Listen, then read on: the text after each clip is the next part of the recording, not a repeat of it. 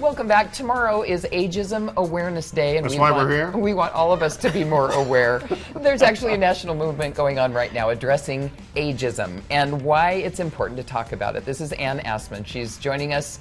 She's a gerontologist to talk about ageism. And is it? Yeah. What is ageism? Yeah. Ageism is the stereotype, the prejudice, and the discrimination against individuals, people, or groups solely based on their age. Well, you don't have to tell people your age. No, not at all. For people to pick on you. No, you don't. You don't. So how prevalent is it? Is it getting worse? Yes. Unfortunately, the World Health Organization just came out with some new numbers, and 1 in 2 people across the world are technically ageist. And that is a pretty... Half, yes. Yeah. And it can be ageist in terms of yourself. You're ageist yourself. If you've ever said, "Oh, I'm too old to do that," or those kids are so young, or whatever, you're ageist yourself, which is part of the problem. It's easy to do. It's very easy to do, and so we're trying to get people to understand how broad it is and how hurtful it is, both physically and mentally. So we have to stop picking on Ron, right? Yes. Okay. Yes. Thank you. Finally, someone's here to help.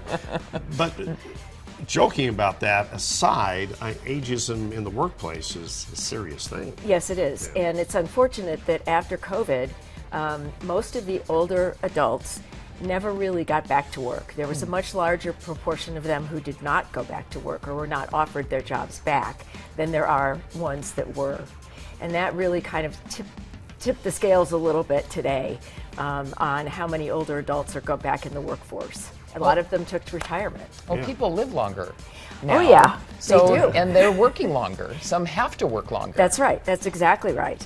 And it's a good thing. It's not, older adults, we have so much to offer. We have so much life experience. We have so much knowledge. We have so much wisdom. Yeah. And for the most part, we're a lot of fun. Right. But sometimes maybe we're not as quick and agile and those types of things. And maybe people say, "Yeah, you're taking too long to do that," or whatever. And you just turn to them and you say, "I'm terribly sorry, but I'll get there. It'll just take me a minute longer." Does the industry have to change? Oh, I think a lot of things have to change. None of us are born with bias, and we forget that. And that comes along with our life experience. So if you're in a family where aging adults are, held in high esteem, and they're valued, and they're part of the family, and they're engaged, then you have a family that really respects older adults. But a lot of families, as we know, kind of put them away. Here's an important one, I think, ageism in health care. Yes, that is becoming more and more of a problem.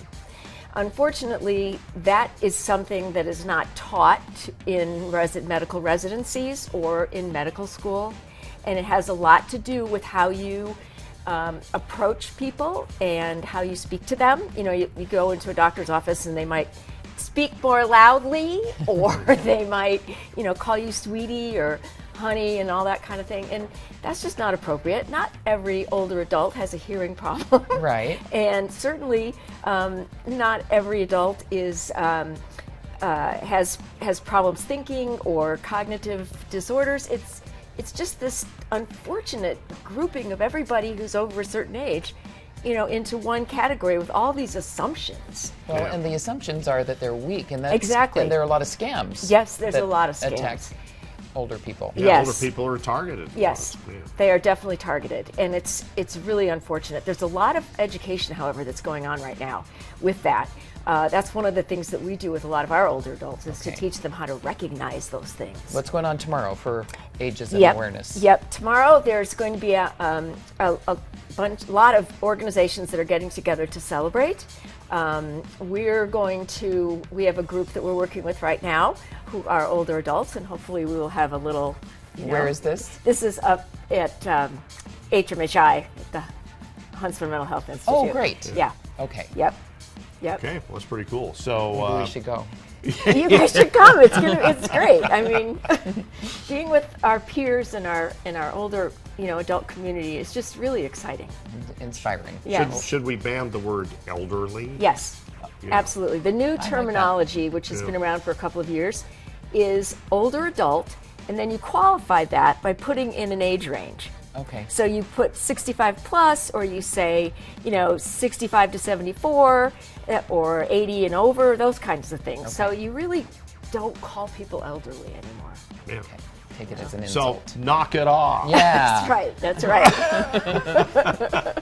You're certainly not in that category. Well, and we shouldn't be joking about it as Well, we do around here. See, and that's for the us, problem, because but- we joke about it, and, Yeah. and then we're proliferating Exactly. it. So That's true. That's I'm okay. not going to joke about it. that's anymore. okay. Okay. Yeah, we will. Yeah, we will. Well, I can joke a little bit because I'm kind of in that range. Right. I'm 68. Yeah. You don't look a day over 50. 67. Yeah. And thanks so much. You're welcome. We Bringing appreciate the it. Thank light you. to